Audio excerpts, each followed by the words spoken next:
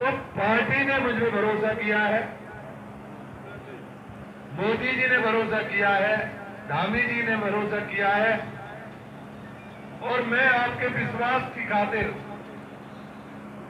क्योंकि जो यहाँ के हालात है, कहते वक्त से पहले और नसीब से ज्यादा कभी नहीं मिली।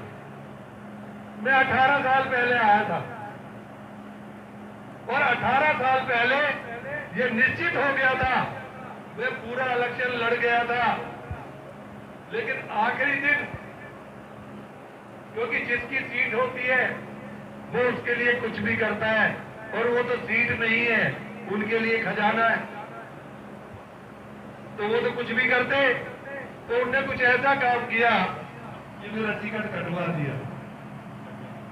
पर मैं ये सोचता हूं कि उस टाइम शायद हमारे नसीब में नहीं था, मेरे नसीब में आपकी सेवा नहीं थी, और तुम्हारे नसीब में मेरा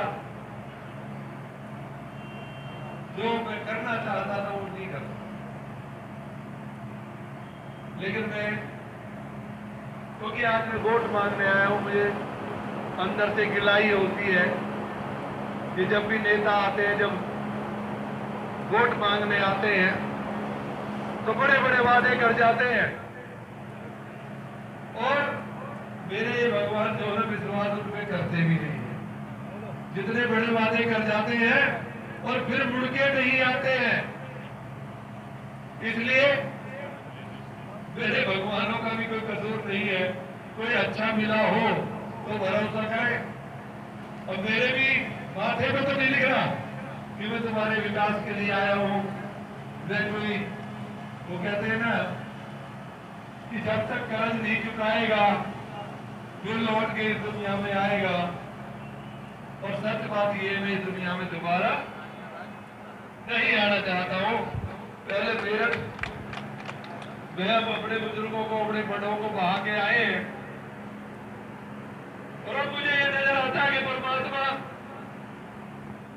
हो सकता है मुझे हर द्वार से बहा दे और उसमें आपका भी हाथ लग जाए, क्योंकि हर चीज लिखी होती है। क्योंकि बिगर लिखे आज यहां आना है ये मेरा लिखा है, कल कहां जाना है ये भी मेरा लिखा है। तो मैं एक ही विश्वास दिलाता हूं अपने बुजुर्गों को, फर्क इतना है, वो बेटा नाम से बेटा होता है, वो कितना भी निकम्मा हो फिर भी बेटा होता है। लेकिन ऐसी बात नहीं है, जो बुजुर्ग है, जो उनकी सेवा करता है, वो अपने बेटे से भी प्यारा होता है। और मैं आपको विश्वास दिलाता हूं कि मुझ पे आपने अगर भरोसा किया, तो मैं पहली बार हरिद्वार देहरादून जा रहा था, कुछ भाइयों ने घेर लिया, बहुत लोग आ गए, पत्रकार भाई पूछने लगे कि भाई अगर आप आ भी गए यहाँ पे और टिकट आपको मिल गया तो आप क्या करोगे। मैंने कहा भाई ज्यादा बातें करना तो ठीक नहीं है, और पहले कहना भी अच्छी बात नहीं है, पर मैं एक बात जरूर कहता हूं कि जिस तरह की युवा सरकार है और मोदी जी का प्यार है, और करतार के हाथ अगर लग गई सरकार, तो मंगलौर को बेंगलोर बना दूंगा, ये मैंने कहा, और मैं सबके सामने कहता हूं, अगर मालिक ने मुझे आपकी सेवा करने का मौका दिया, बेंगलोर में तो कभी मिलेगी, लेकिन बेंगलोर में कोई कमी नहीं मिलेगी, तो मैं ये वादा करता हूं, क्योंकि मुझे अपने लिए कुछ नहीं चाहिए, अपने लिए कुछ नहीं चाहिए। लोग आते हैं, कोई लोन लेके आ जाता है, कई बार ऐसी तुक्का लग जाता है, वो बन जाता है, और मैं देखता हूं कि कुछ दिन हुए नहीं बड़े, 4-4 कारें आ जाती है, 6-6 गाड़ियां आ जाती है, और अगर वो हार जाए ना तो उनका मरना जीना दुश्वार हो।